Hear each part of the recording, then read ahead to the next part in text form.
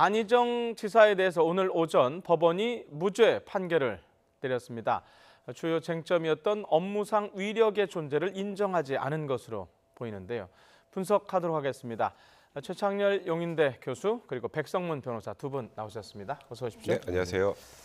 예, 제가 우선은 두 분한테 공통 질문을 드릴 텐데 오늘 판결 결과를 어떻게 생각하시는지 우선 교수님은 일반인의 입장에서 예상을 하셨었습니까? 어떻습니까? 저는 뭐 법률가는 아닌데 예. 뭐 위계 위력에 의한 간음이라는 거잖아요. 예. 근데 위계라는 거의 위자는 남을 속인다 할 때 위자예요. 네. 위계 질서할 때 위자는 아닙니다. 네. 위력이라는 것은 남에게 이제 권세나 위력을 가진다라는 의미의 위력인데 네. 위계나 위력에 의한 그 간음이라는 게 네. 제가 이렇게 이제 일반인의 입장에서 아까 일반이라고 말씀하셨으니까 네. 볼 때 그게 잘 인정된 예가 별로 없더라고요.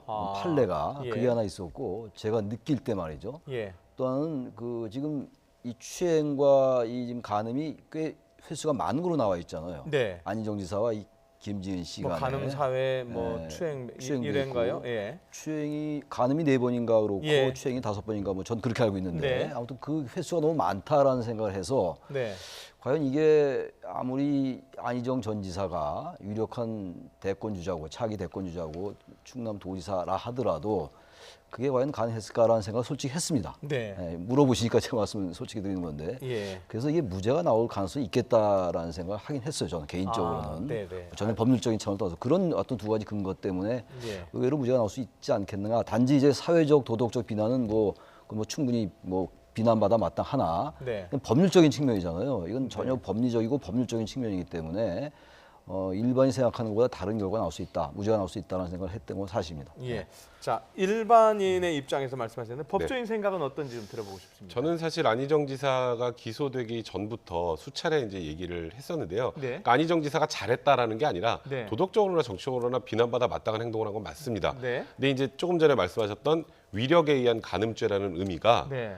원래 이제 이 죄를 왜 만들었는지를 생각을 해보면 좀 네. 이해가 되실 거예요. 네. 원래 이제 성폭행 범죄들은 폭행이나 협박이 이제 수반이 되지 않습니까? 예. 근데 폭행이나 협박이 수반되지 않지만 저항할 수 없이 자신의 의사에 반해서 사실상 성폭행과 같은 그런 상황이 만들어지는 경우도 있다라는 것이 이제 입법자들의 고려였고요. 네. 그래서 이제 이 조항이 만들어진 건데 이 조항의 그래서 주된 대상은 미성년자거나 혹은 이제 정신지체자인 경우가 많습니다. 피해자가. 네. 그리고 아니면 예를 들어서 교도소의 교도관과 죄수와의 관계 이렇게 정말 거부할 수 없는 정도의 상황 이런 경우에 보통 이제 위력에 의한 가름죄가 적용이 됐는데 네. 이 김지은 씨처럼 성인 여성 그리고 성인 여성이고 충분히 자기의 의사결정을 할 수 있는 여성이 이렇게 위력에 의한 가름죄로 피해를 봤다라고 해서 처벌이 된 전례들이 사실 별로 없었어요. 예. 그리고 이제 그 이후에 나왔던 여러 가지 이제 증거들을 쭉 보니까 그러니까 김지은 씨가 거짓말한다는 뜻이 아니고요. 네. 이게 성범죄를 저질렀다라고 보려면 사회적인 의미가 아니라 법적인 의미로 그럼 거기에 추가해서 이 정도면 정말 의사에 반해도 저항할 수 없고 거부할 수 없었겠구나라는 그런 류의 증거들이 좀 나와야 되는데 네. 이번 그 수사 과정, 재판 과정 전반을 봤을 때 그런 증거는 제가 보기에는 없었던 것 같아요. 네. 그러니까 안희정 지사가 대권 후보였고 충남도지사였고 이런 정도로 그러니까 위력을 행사할 수 있는 지위에 있었던 건 맞지만 네. 이 지위와 별개로 성관계를 가질 때 위력을 행사했다라는 걸 입증할 내용들은 없었다라는 거죠. 부족했다라는 거죠. 그러다 보니까 오늘 무죄가 나온 게 아닌가. 저는 사실 무죄 판결이 나올 가능성이 높다고 한참 전부터 좀 예측도 했고 이제 방송에서 여러 번 얘기했는데 네. 법원이 그에 따라 판단한 것 같습니다. 예. 자, 두 분 말씀을 들어보니까 무죄 가능성을 어느 정도 예측을 하신 분들이 있었던 것 같은데 그럼 뭐 제가 처음에 반전이라고 했던 거는 저만 그렇게 생각했는지 모르겠는데 자, 구체적으로 어찌됐든 들어가 보도록 하겠습니다. 자, 법원 재판부가 무죄 판결을 내린 구체적인 사유 어떻게 분석을 할 수 있을까요? 일단 첫 번째 김지은 씨의 진술의 신빙성이 부족했다고 봤습니다. 네. 그러니까 이게 진술이라는 게 이제 쭉 이제 들어보다 보면 네. 진술의 일관성이나 이런 부분들이 좀 부족한 경우들이 있어요. 네. 근데 이번에 김지은 씨 진술에 재판부가 보기에 도저히 좀 이해가 안 갔던 부분들이 몇 가지 있었던 것 같습니다. 그리고 두 번째로는 제가 말씀드렸던 것처럼 위력에 의해서 본인이 원하지 않는 성관계를 가졌다라고 볼 정도가 되려면 네. 정말 이 피해자가 심리적으로 패닉 상태에 빠질 정도의 상황이 돼야 되는데 네. 그 성관계 전후와 관련해서 여러 진술들이나 그 나왔던 것들, 그건 방송에 언론에 공개는 되지 않았습니다만 이게 성폭행을 당한 사람이 그 이후에 했을 만한 행동들이 아니었다. 네. 그런 말들이 아니었다 이렇게 재판부는 본 것 같습니다. 그렇다면 원치 않았을진 모르겠지만 이제 안희정 지사가 소위 말하는 그 위력을 행사한 것까지 볼 만한 증거는 없다는 게 가장 중요했던 것 같고요. 네. 그리고 사실 이제 우리나라 이제 성폭력 처벌 이 체계 하에서 제가 아까 말씀드렸던 것처럼 이 정도 되는 것만으로 성폭력 범죄라고 하면 이게 너무 이제 이 성범죄가 많아지게 될 수밖에 없는 상황이 된다라는 것도 고려를 했고, 네. 그러니까 재판부에서는 그러니까 이게 여론에 따라서 뭐 이게 무죄가 될 걸 유죄로 만들어서는 안 된다는 취지의 내용들도 조금씩 들어 있었던 것 같아요. 그러니까 법리적인 판단만 놓고 보면 네. 지금 현재 나와 있는 여러 증거상 위력이라는 걸 인정할 수 없으면 그건 무죄이지 않겠습니까? 그러니까 이렇게 표현을 했습니다. 그러니까 성폭력 행위를 저질렀던 사람, 그러니까 이거는 김지은 씨가 원치 않았다는 걸 전제로 했을 때 도덕적 비난하는 거와 별개로 법적 책임을 지우기에는 부족했다. 이게 오늘 재판부의 판단 내용이 그게 총평이라고 보시면 될 것 같습니다. 예. 어찌됐든 그 법적 책임에 대한 부분이 무죄가 나오자 뭐 물론 당사자 그리고 여성 단체들 지금 당사자의 반응은 첫 반응이 어이가 없다였거든요. 그리고 여성 단체들도 지금 반발하고 있는 것 같은데.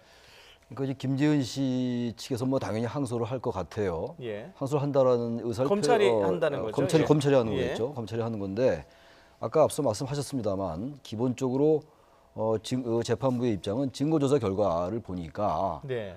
피해자가 김지은 씨잖아요. 위력을 일반적으로 항상 행사하고 그리고 남용한 등 이른바 위력의 존재감 자체로 피해자의 자유의사를 억압했다고 볼 만한 증거가 부족하다라는 거거든요. 네. 그건 앞서 같은 얘기예요. 그러니까 이런 부분들이 상급 법원에 간다 해서 별로 이 판사의 어떤 결정이 바뀌지 않을 가능성이 좀 커 보여요. 여전히 지금 모르겠어요. 예, 또 예. 이 검찰의 또 그 이유를 뭐 재판부가 받아들일지는 전혀 알 수 없는 상황이긴 합니다만 기본적으로 이 사회적 도덕적 비난과는 별개로 법률적 책임은 전혀 별개의 문제다라는 게 재판부 입장이기 때문에 그리고 위력을 남용해서 그 피해자의 자유의사를 억압했다고 볼 수 있는 증거가 부족하다는 거거든요. 증거가. 그렇다면 이 부분은 역시 둘 간의 어떤 그 합의에 의한 그쪽을 재판부가 좀 받아들이고 있는 거거든요.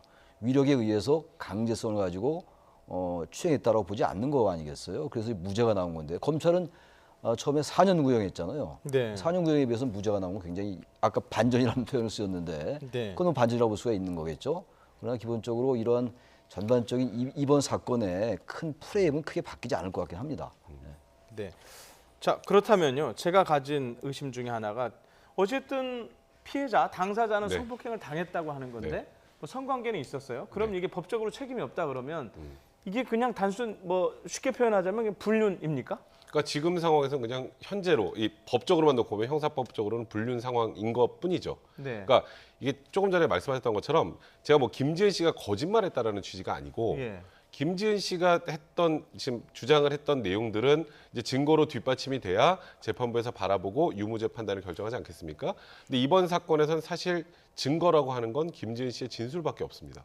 그리고 기억하시기 모르겠지만 성범죄 장소 중에 하나라고 해서 한 오피스텔을 압수수색했는데 제가 그때 왜 여기를 압수수색하는지 이해가 안 된다는 표현을 한번 썼는데 네. 거기서 압수수색해서 건질 게 없는 거거든요. 아니 성범죄 관련해서 몇 달이 지나가지고 거기를 압수수색하면 뭐 거기서 뭐가 나옵니까? 근데 그때 나왔던 뭐 증거라고 하는 게 안희정 지사가 그 오피스텔에 들어가고 몇 시간 후에 김지은 씨가 들어오는 영상 하나. 네. 근데 그걸 가지고 위력이 있다라고 인정할 수 있겠어요? 근데 오히려 그런 영상이 이게 자발적으로 걸어 들어간 그런 모습들이 어찌 보면 재판부 입장에서는 이게 들어가는 모습이 이렇게 강제로 내가 억지로 들어가는 모습이 아닌데라고 오히려 느꼈던 것 같고 그리고 김지은 씨의 진술 중에 보면 네. 안희정 지사 그 과정에서 안희정 지사를 존경한다는 그 존경심의 표시들이 좀 있었어요. 근데 성범죄 피해자라면 존경심을 느끼게 될까요? 보통은 좀 그렇지 않죠. 일반적으로 오히려 네. 혐오감을 느낀다 쪽이 맞을 텐데 그 이후에 이제 지금 김지은 씨의 진술 내용에 보면 그런 쪽에 이제 충돌들이 좀 몇 개 있었던 것 같아요. 네. 그러다 보니까 이제 안희정 지사 측의 증인들, 안희정 지사의 부인 비롯해서 여러 증인들은 또 김지은 씨에 반대되는 진술들을 하지 않았습니까? 이제 이러다 보니까 명확하게 위력이 행사됐다라고 볼 만한 증거들이 부족했던 거예요. 그러니까 김지은 씨의 진술마저도 흔들렸으니까, 네. 그러니까 이제 재판부 입장에서 보기에 이제 그러다 보니까 이 상황에서는 유죄 판결을 도저히 할 수 없었던 것 같습니다. 네. 자, 이번에는 안희정 지사의 목소리 반응을 좀 들어봐야 될 것 같은데요. 무죄 선고가 나온 이후에 법정을 빠져나오면서 취재진의 질문에 간단하게 답을 했습니다. 함께 들어보고 얘기를 이어가겠습니다. 국민 여러분, 죄송합니다. 부끄럽습니다. 많은 실망을 드렸습니다. 다시 태어나도록 더 노력하겠습니다. 부끄럽고 죄송합니다. 미투 사건의 첫 번째 법적 결론인데요. 사법당국에 하고 싶은 말씀 있으시면 한 말씀 부탁드립니다. 다른 말씀 못 드리겠습니다. 부끄럽고 죄송하다는 말씀만 올립니다. 김지은 씨께 한 말씀 없으십니까? 김지은 씨한 말씀. 자, 교수님, 저는 뭐 전체적으로는 부끄럽고 죄송하다는 거였는데 다시 태어나도록 더 노력하겠다 이 말이 저는 좀 와닿더라고요. 이걸 글쎄요. 어떻게 받아들여야 될까요? 그래서 저 일단 뭐 정치적 관점에서 생각을 하는 거죠. 그래서 교수님한테 질문 드리는 그런 겁니다. 의도로 예. 말씀하신 것 같아요. 제가 예. 저도 그게 좀 이렇게 남다르게 느껴지더라고요. 네. 다시 태어나도록 노력하겠다라는 거는 원론적 얘기가 될 수도 있고 네. 그야말로 본인이 얘기했던 것처럼 더 이상 드릴 말씀이 없다. 죄송하고 뭐 그야말로 참담한 거죠. 법률적으로 네. 설령 네. 무죄가 나왔다 하더라도 뭐 안희정 지사의 정적인 뭐 그 위상 같은 건 막 얘기할 것도 없고 도덕적으로도 그렇고 하죠. 일단 불륜이 되는 거니까. 근데 다시 태어나도록 노력한다라는 게 글쎄요 아직은 좀 성급한 얘기일 수 있는데 네. 그 이제 말씀을 언급하니까 네. 제 생각에는 안희정 지사가 일단 적어도 법률적으로 이제 무죄가 됐다면 물론 이제 2심에서 어떻게 될지 모르겠습니다만 네. 네. 적어도 후년이 글쎄 이런 말 하기 대단히 조심스러운데 네. 후년이 총선이잖아요. 네. 그럼 지금 안희정 지사의 이 이른바 정치권 미투가 폭로된 게 지난 3월 5일이었어요. 네. 지금 이제 8월 14일이니까 네. 5개월 정도 됐잖아요. 5개월이 그렇죠. 넘었는데 그동안 사실 안희정 전 지사의 저 상황은 단지 저게만 그치지 않았던 거였잖아요. 우리 사회의 이른바 성적 불평등의 문제라든지 권력을 가진 자들 이른바 갑을 관계까지도 이 논리가 굉장히 뭐 확산되고 있었단 말이에요. 근데 지금 안희정 지사가 엄청난 도덕적 사회적 비난을 받았는데 법률적으로 무죄가 나니까 다시 태어난다는 얘기는 혹시 다다음 좀 이 숙려 기간을 갖고 네. 반성의 시간을 갖고 뭐 언론에서 좀 잊혀지면서 네. 그러면서 시간이 지나면서 뭔가 바로 이런 부분들을 국민에게 심판할 수 있는 이렇게 해석할 여지가 전혀 없는 건 아닌 것 같아요. 그러니까 국민의 심판을 다시 받겠다는 그런. 근데 그런 표현, 근데 그렇게 단정하기는 어려울 것 같고 네. 지금 바로 오늘 무죄가 났는데 지금 그렇게까지 얘기한다면 생각한다면 네. 그것도 정상적이라고 보긴 좀 어렵죠. 네. 그렇게 제가 너무 빠른 질문을 너무 던졌나요? 좀 빠른 질문 던져 저도 빠른 답변을 할 수밖에 없는 상황이 됐는데 네. 일단 참담하고 죄송스럽고 실망스럽다라는 말씀은 진심으로 보여져요. 안희정 전 지사의 말이 그렇지 않겠습니까? 네. 근데 지금 뭐 머릿속으로 이제 이렇게 무죄가 났으니까 정치적인 판단을 구하겠다라고 생각하기는 어렵잖아요. 우리 인지상정으로 볼 때. 그래서 아직은 성급하고 조급한 어떤 이런 언급이 될지 모르겠으나 시간이 지나면서 그런 것들을 한번 시도해 봄직하지는 않을까라는 말씀을 좀 조심스럽게 드립니다. 네. 자, 안희정 지사 무죄 관련한 마지막 질문 드려야 될 것 같은데요. 어차피 지금 뭐 검찰에서 당연히 항소하지 네, 않겠습니까? 자, 그렇다면 항소에서 뭔가 다른 결과를 얻어내려고 항소를 하는 건데 네, 그렇죠. 그러려면 어떤 부분을 보강을 해야 될까요? 검찰 측면에서. 사실 지금 추가로 뭔가 수집할 수 있는 증거는 없는 것 같아요. 네. 왜냐하면 그 수사를 통해서 증거를 어느 정도 확보했다고 생각하니까 기소를 한 거고요. 네. 기소한 이후에도 이제 추가로 증거를 수집하긴 하는데 예. 이번 사건은 추가로 수집할 수 있는 증거가 없습니다. 뭐가 있을까요? 김지은 씨가 진술했던 거, 그리고 관련자들의 캠프 분위기에 관련된 진술, 그리고 여러 관련자들의 증언들을 제외하고 물적 증거라는 게 있을 수 없는 사건 아니겠습니까? 이제 그래서 사실상 검찰에서 추가로 증거를 법원에 제출할 건 없습니다. 그러면 네. 검찰이 원하는 건 뭐냐면 지금 여러 가지 진술들을 토대로 해서 재판부는 이 정도라면 김지은 씨의 진술의 신빙성을 보기가 좀 부족하고 이거는 위력이라고 보기 어렵다라고 했는데 사실 법원이라는 곳은요. 똑같은 사실관계를 놓고 법적 해석을 달리할 수 있는 여지도 있어요. 그러니까 지금 검찰 입장에서는 지금 나와 있는 여러 증거관계나 진술들을 종합해서 항소심에서는 다른 판단을 해주기를 원하는 쪽의 항소라고 보시면 될 것 같아요. 그러니까 뭔가 새로 추가해서 증거를 수집해서 항소라는 것이 아니고 항소를 해서 재판부에서 다른 판단을 원하는 그런 항소라고 적어도 보시면 될 것 같습니다. 그 담당하는 판사는 바뀌니까요. 그렇죠? 그렇습니다. 네, 알겠습니다. 자, 다음 주제로 넘어가 보겠습니다. 어제 여야가 국회 특수활동비 폐지에 합의를 했는데요. 먼저 홍영표 대표, 김성태 원내대표의 목소리를 들어보고 얘기를 시작하도록 하겠습니다. 의정사에 남을 태고를 결단내렸다라고 생각합니다. 굉장히 곤혹스러운 과정을 거쳤습니다. 여야 간에 완전히 폐지하는 걸로 저희가 합의를 했습니다. 이득적이고 정의롭지 못한 제도의 일면을 걷어낼 수 있게 돼서 다행스럽게 생각합니다. 네, 제가 또 반전이라는 단어를 써야 될 것 같은데 어제 이것도 반전이었어요. 처음에 폐지한다고 뭐 무슨 역사적 쾌거 네, 이런 그런 말씀하셔가지고 야 이거 그 대단한 걸 했구나 했는데 나중에 저녁 때 보도를 보니까 뭐가 좀 다르더라고요 이게. 저는 어쨌든 국회가 예. 여야가 이 여야라는 게 지금 더불어민주당과 자유한국당이었잖아요. 그러니까 바른미래당과 일당과 제1야당. 제1야당이었잖아요. 예. 바른미래당과 정의당과 민주평화당은 일단 당론을 이제 특활비 폐지로 갖고 갔었으니까. 네.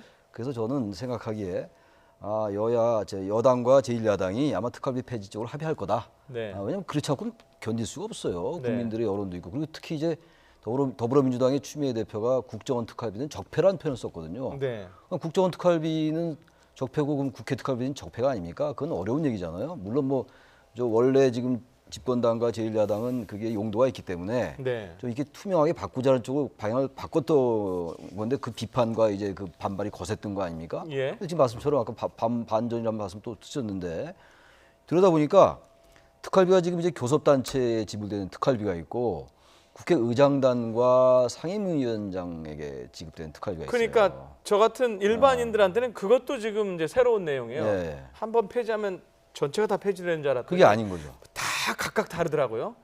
그러니까 지금 이제 저 화면에 나왔던 그래픽에 나왔던 저 얘기는 국민들이 볼 때는 어쨌든 국회에 존재하는 모든 특활비가 폐지된다라고 해석할 수가 있는 거잖아요. 그렇게 네. 얘기를 한 건데 예.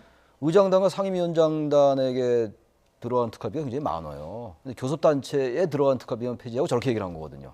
그러니까 언론에서 꼼수 특활비 폐지 아니냐라는 표현이 나오는 겁니다. 지금. 그러니까 무슨 얘기냐면은 특활비가 전체가 62억 중에서 네. 15억을 폐지한다라는 거로 나와 있어요. 지금. 네. 교섭단체에 들어간 특활비가 15억이다라는 얘기예요. 물론 국회의 그 특활비가 62억 정도니까 정부 부처 전체의 특활비에 비하면 아주 적어요. 1% 정도밖에 안 된다고 하거든요. 그렇다 하더라도 이 국회 특활비라는 게 1%라 하더라도 국회가 어쨌든 특활비 제도 개선을 먼저 앞서 나가지 않으면 다른 쪽에서 문제된 특활비에 대한 제도 개선을 할 수가 없는 거거든요. 그래서 어쨌든 지금 62억 중에서 15억만 폐지하기로 얘기했고 상임위원장이나 의장단에 대한 그 특활비 언급은 없는 거예요, 지금. 이 부분 때문에 어제 얘기했던 오늘 얘기했던 그거는 완전한 특활비 폐지라고 볼 수가 전혀 없는 거죠. 네. 일단 그 사실관계는 그렇습니다. 지금. 예. 자, 지금 이른바 국회 입장에서 좀 네. 얘기를 해봐야 될 것 같은데 이른바 꼼수 폐지라는 말까지 들어가면서 상임위원장, 국회의장단까지 유지할 수밖에 없는 이유가 있지 않을까요?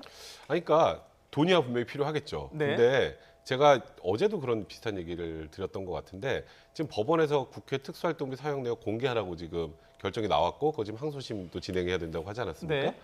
공개를 하라는 의미는 그건 특수활동비가 아니란 뜻이잖아요.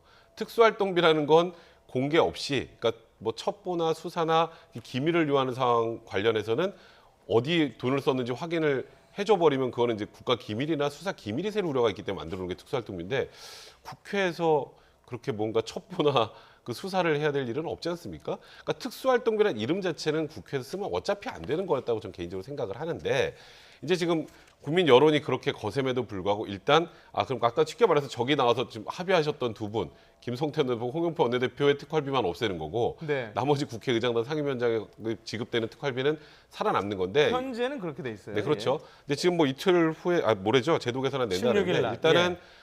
일단은 줄이겠다 쪽인 것 같아요. 네. 의장단하고 상임위원장 쪽은 한 절반 정도로 줄이겠다. 그러니까 없어서는 안 된다는 취지인데, 그러니까 그거를 왜 없어서는 안 되는지에 대해서 이제 소상하게 좀 국회에서 설명을 해줘야 될 것 같아요. 그리고 아니면 특수활동 명목이 아니라 다른 이름으로 사용을 하던가.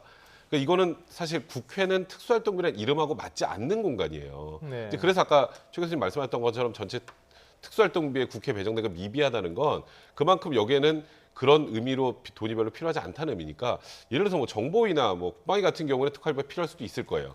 이제 그렇게 필요한 것들은 좀 세세하게 내용을 정해서 국민들한테 알리고 필요하다는 거를 이제 국민들을 설득을 해야지 그냥 이렇게 우리 특활비 폐지했습니다. 근데 알고 보니 다 남아있네?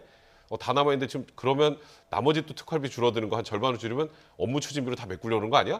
이거 국민들은 그렇게 바라본단 말이에요. 그러니까 왜 필요하신지 그리고 왜 이 정도가 유지돼야 되는지 그거를 국회 차원에서 좀 설명할 필요가 있다는 생각이 듭니다. 알겠습니다. 백 변호사님보다는 교수님이 국회 상황을 조금 더 아시니까 왜 그걸 남겨놓으려고 할까요? 좀 아시지 그래서 않습니까? 일반적 업무 추진비라는 게 있잖아요. 예. 그리고 이제 그 국회의장단이나 상임위원장단이 받고 네. 지금 뭐 원내 교섭단체에 들어간 특활비 폐지한다고 했으니까 네. 기존에는 있었던 거 아니에요? 네. 그럼 그 돈이 이분들이 그냥 썼던 건 아니잖아요. 그건 다 알려진 사실 아닙니까? 네.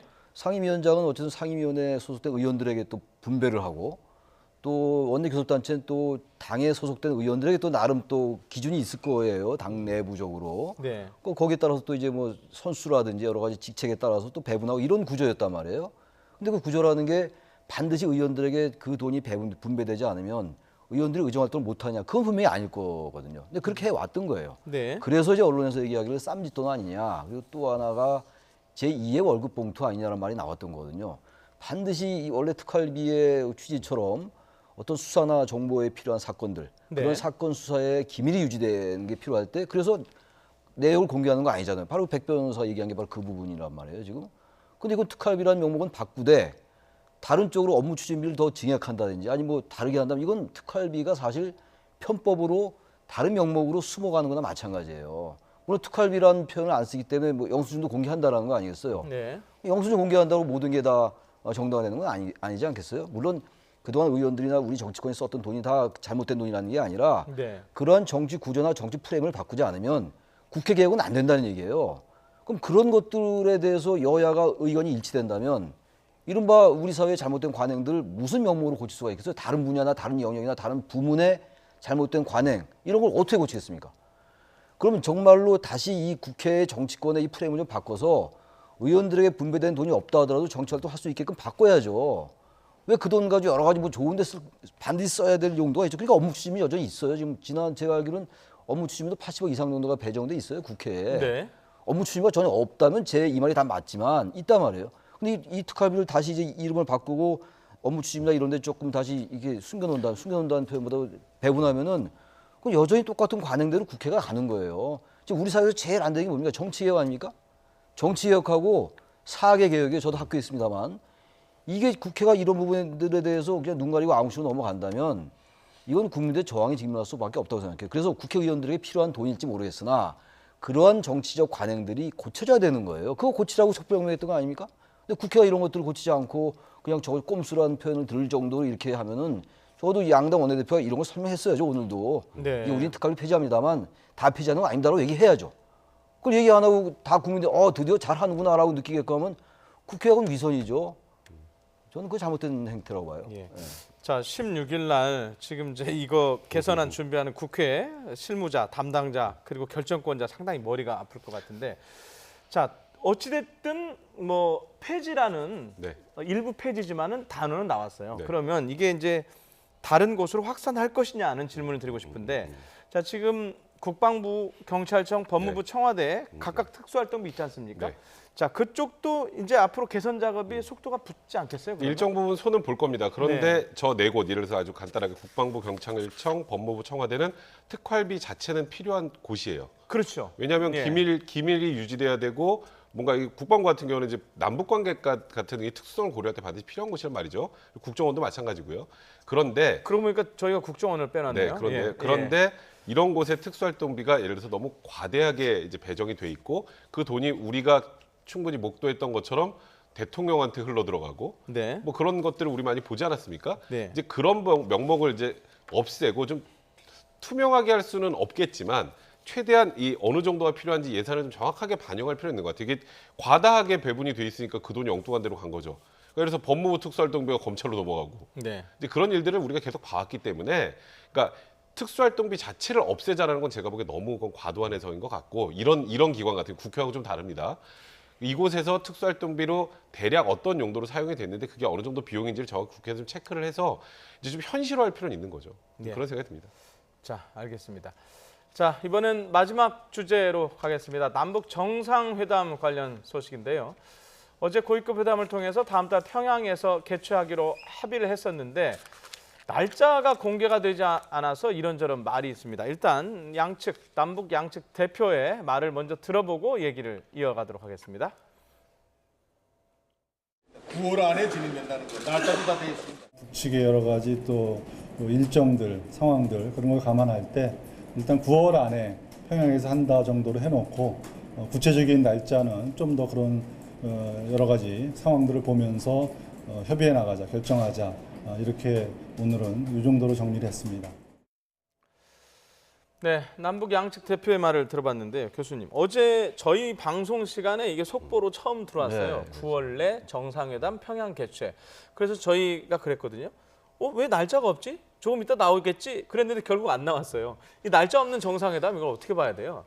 전 이 정상회담이 9월 달 안에 합의됐습니다만 예. 굉장히 난항을 겪을 수 있겠다는 생각이 들어요. 아, 왜냐하면 적어도 남북 고위급 회담을 제안한 게 이번에 북한 측이에요. 네, 북한 측이 제안을 했는데 그 이제 전체적인 맥락을 보면은 네. 지금 북미 정상회담에서 합의된 거 그리고 북미 비핵화 협상이 지금 난항에 빠져 있고 교착 상태에 빠져 있잖아요. 네, 지금 북한 쪽에서는 체제를 보장받기 위한 이른바 종전선언 네, 그리고 대북 제재 완화, 남북 경제협력 이런 쪽에 지금 방점을 찍고 있고 네, 미국은 어떤 비핵화에 관련된 어떤 조치를 빨리 취해라, 핵 리스트 같은 거 제출해라 이런 거 아니겠어요. 네. 그래야지 종전선언도 생각할 수 있는 거기 때문에 미국과 북한의 지금 생각이 전혀 다르고 있단 말이에요. 그렇게 된다면 이 지금 북미 비핵화 협상이 계속 이제 그 곤경에 처할 수밖에 없고 우리 정부는 대단히 어려워지는 거예요 지금. 네. 그런 상황 속에서 북한도 거기에 대해서 굉장히 조급함을 느끼고 있는 겁니다 지금. 그래서 남북 고위급 회담을 남북 정상회담의 개최를 전제로 제안을 한 게 북한인데 네. 정말 이례적으로 날짜가 특정되지 않았잖아요. 굉장히 네. 예상 바뀌지 않습니까? 네. 당연히 날짜가 특정돼야죠. 확정되는 게 맞는데 전 그래서 북한이 상당히 고도의 어떤 전략을 생각하는 것이 아닌가 생각이 들어요. 우리 입장에서 볼 때 어쨌든 북미 간의 이 어떤 비핵화 협상이라든지 뭐 종전선언 이런 것도 빨리 진행해야 되는 필요가 있는 건데 이 상태로 간다면 계속 평행선을 달 수밖에 없다. 그렇게 된다면은 우리로서는 어쨌든 더 적극적으로 촉진자 역할을 해야 되는 것인데 북한은 그걸 알고 날짜를 정하지 않음으로써 어떤 그러한 그 무언의 압박의 메시지를 우리에게 주는 것이 아닌가라는 생각이 들어요. 자신들도 조급합니다만. 네. 그래서 이건 북한과 남한이 그 내부 어떤 내용이 상세하게 오고 왔는지 모르겠으나 어제 날짜를 두고서 상당히 우리 측과 북한 측의 그런 신경전이나 여러 가지 전략적 계산이 깔려 있지 않았을까라는 생각이 들어요. 왜냐하면 이게 다들 언론들도 8월 말이나 9월 초에 확정될 거다라는 생각을 얘기를 많이 했던 거였고 지난 그 판문점 선언 때 4.27 판문점 회담 때 남북 정상회담 때도 가을에 평양에서 열기는 이미 얘기가 됐던 거였거든요. 그때 이미 사실상 합의했어요. 합의됐던 거였잖아요. 뭐라고 했잖아요. 그럼 네. 지금 이제 어제 남북 고위급 회담에서는 진전된 게 전혀 없는 거잖아요. 컨펌 네. 다시 확인. 확인했는데 예. 확인이라는 게 시간이 꽤 지난 다음에 컨펌하면 상대적으로 컨펌의 그 강도가 대단히 떨어지는 거죠. 이미 4월 달에 가을에 평양에서 연다까지 합의가 되는데 똑같은 얘기를 한 지금 4개월 지나서 한다면은 그거는 오히려 후퇴했다고 상대적으로 후퇴했다고 볼 수가 있는 거거든요. 그런 게 지금 깔려 있는 것이고 어쨌든 가을 그대로예요. 9월이 가을이잖아요. 네. 내일 모레 가을인데. 네. 그리고 북한에서 열기로 또 평양 뭐 그건 예상했던 바고. 저는 그래서 이 안에 여러 가지 지금 그 북한과 미국과의 여러 가지 계산, 특히 미국은 여러 가지로 이런 것조차도 굉장히 우려하는 움직임이 분명히 있어요. 미국에서. 네. 미국 조야는 어쨌든 지금 우리가 북한과 섣불리 막 접촉하는 거에 대해서도 다 그렇진 않지만 보수 진영 쪽에서는 굉장히 우려 섞인 시각으로 바라보고 있는 것도 있거든요. 남북 관계가 북미 관계와 같은 당연히 맥락으로 연계된다고요. 같은 보조를 맞춰서 같이 가야 된다 이런 얘기까지 지금 그 나왔어요. 미국 입장에서 볼 때는 이 비핵화 협상과 남북 관계 개선이 절대로 별도일 수 없다는 게 미국의 기본적인 입장이고 미국의 입장이 아니라 하더라도 이건 별개로 할 수는 없죠. 물론 우리가 독자적으로 그것과는 좀 달리 남북 이산 가족 상봉이나 이런 건 할 수 있어요. 경제협력 이런 거 할 수 있다 하더라도 기본적 프레임이라는 게 대북 제재라는 게 있잖아요. 최근에 북한산 석탄 때문에 또 미국이 좀 불편하게 보는 게 없지 않아 있는데 그래서 어느 부분 일정 부분에 있어가지고는 우리가 독자적으로 할 수 있는 게 있다 하더라도 전체적인 맥락은 북미 비핵화 협상과 이게 별도로 갈 수가 없죠. 그런 점에서 우리 정부가 대단히 어려움에 처해 있는 거예요. 바로 그런 점을 북한이 파고들면서 날짜가 확정이 되지 않은 게 아니냐 이렇게 생각이 됩니다. 그러니까 뭐 죄송하지만 계속 질문 좀 드리면 북한의 불만은 경제 아닐까요? 제재 그러니까 유엔의 제재와 별도로 경제 문제, 어떤 남북 협력은 풀어갈 수 있는 것 아니냐라는 걸 압박하는 거라고 봐요. 그런 걸 봐야 되는 건가요? 그러니까 지금 지난번에 판문점 선언 때 그 남북 경제협력 이런 얘기가 있었잖아요. 네. 완전한 비핵화도 있었습니다만. 네. 그러니까 지금 북한은 그거예요. 왜 남한이 자꾸 미국의 제재 그쪽에 지나치게 편승해서 독자적으로 할 수 있는 것처럼 보이는 것조차도 왜 미국의 눈치를 보느냐라는 게 북한의 심리인 것 같아요. 지금. 또 하나가 종전선언이라는 게 있잖아요. 북한은 체제 보장이라는 게 굉장히 중요하기 때문에 네. 자신들은 그 유해도 미군 유해도 성환을 했고 나름 노력을 하고 있는데 최소한의 성의를 미국이 안 보이고 있는데 왜 남한이 거기에 대해서 자신들 입장에서 얘기를 안 해주느냐, 이게 좀 깔려 있는 거예요. 그러니까 체제 보장, 그게 종전선언인 것이고 그게 남북 경제협력이 같이 포함되고 있는 거죠. 네. 근데 우리로서는 그런 부분들을 섣불리 다 해줄 수는 없는 게 우리나라의 입장이거든요. 그런 점에서 남북 간에 상당한 신경전이 있지 않냐, 전략적 계산 같은 게. 그래서 같은 말씀입니다만 날짜를 이례적으로 확정이 네. 안 된 게 아니라고 보여집니다. 예, 이제 어찌됐든 이제 3차 남북 정상회담이 열리는데 그 날짜가 언제인지 다시 또 네. 이제 언론에서는 그걸 취재를 해야 될 것 같습니다. 자, 지금까지 세 가지 주제에 대해서 말씀을 나눠봤습니다. 여기까지 듣도록 하겠습니다. 최창렬 용인대 교수님, 백성문 변호사님 두 분이었습니다. 두 분 고맙습니다.